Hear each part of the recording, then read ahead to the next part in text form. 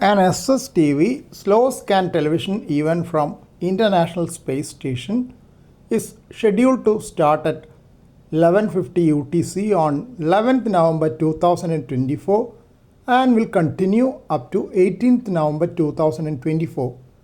So there is plenty of opportunity to tune into 145.800 MHz during the space station passes in our region and try to record the audio as well as decode SSTV images using Robo36 app in our mobile phone in PD120 format.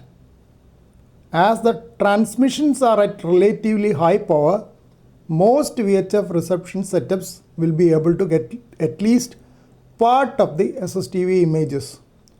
Last time I could get partial copy even with a magnetic mount VHF antenna kept on my linear power supply. Ideal method, of course, is to use a directional antenna pointed in the direction and elevation of the path of space station continuously. But many of us may not have that. Doppler correction is also useful, but not mandatory to receive some images in high elevation passes.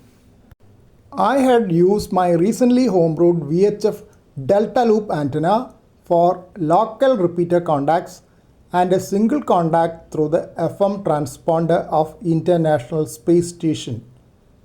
As I had fixed the delta loop on a piece of electrical wiring channel with insulation tape, it came down after a few days, and this was the position of the delta loop.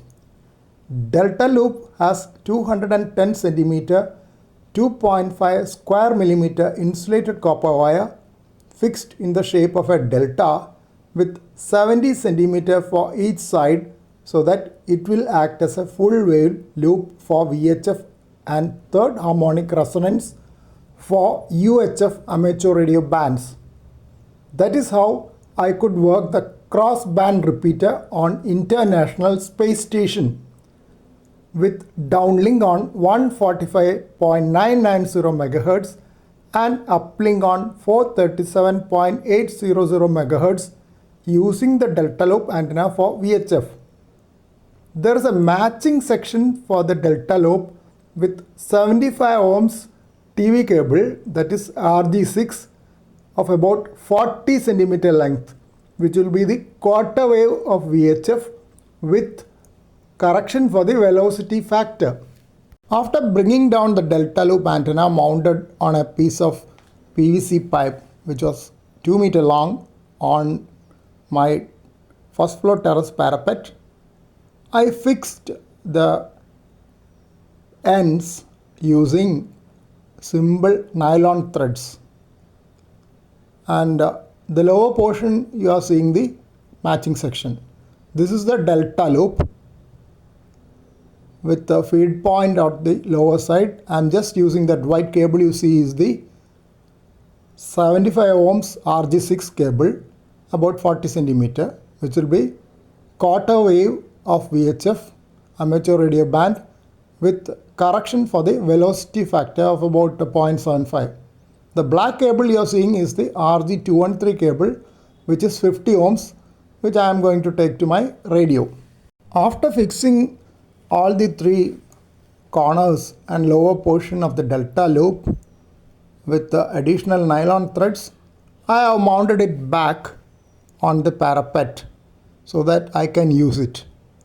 During the pass of the satellite, I will rotate this in such a way that the broad side is in the direction of the pass. That I can easily do manually because this is on the first floor parapet and it is easy to rotate, only fixed with a few nylon threads. ARIS team has requested us to submit the decoded images to the ARIS SSTV image archive. You can download Robo36 app for decoding the images from Google Play Store on an Android phone. As the mode is shown as PD120, it will take 2 minutes for decoding an image. There is option to select the mode in Robo36 app before you plan to decode the image from the audio signals received. You can directly decode during the pass of the satellite by keeping the phone with app open on the loudspeaker of the radio. Alternatively, audio can be recorded and decoded at leisure by playing back the audio to the app. Doppler tracking can be done using the live display on Argentinian AMSAT webpage during the satellite pass. Pass timing and direction can be obtained from the same page. When the signals are being acquired by the radio, it will be heard as a buzzing sound different from the usual hissing noise of the open squelch in FM radios.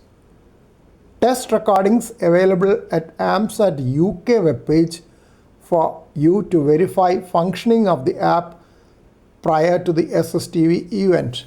Here is a short recap of how to record SSTV images using our mobile phone kept near the speaker of our VHF radio tuned to 145.800 MHz during the satellite pass. I have downloaded and installed Robo36 app in my Android phone. Now the setting is, you click here and in the lock mode you can see PD. There are other modes also, but transmission from Eris is on PD, and for transmissions over 2 minutes you take PD 120.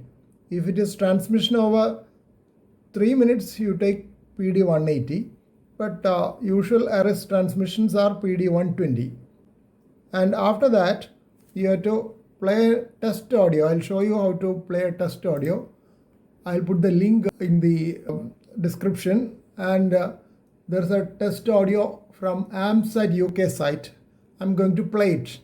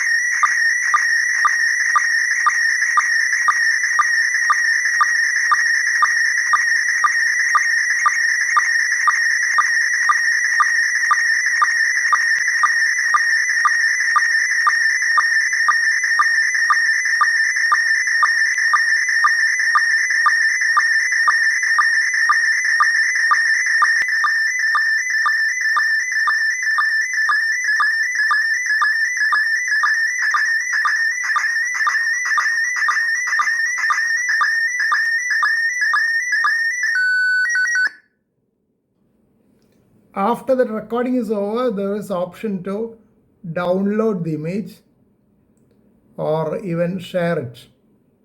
There are options for that as well.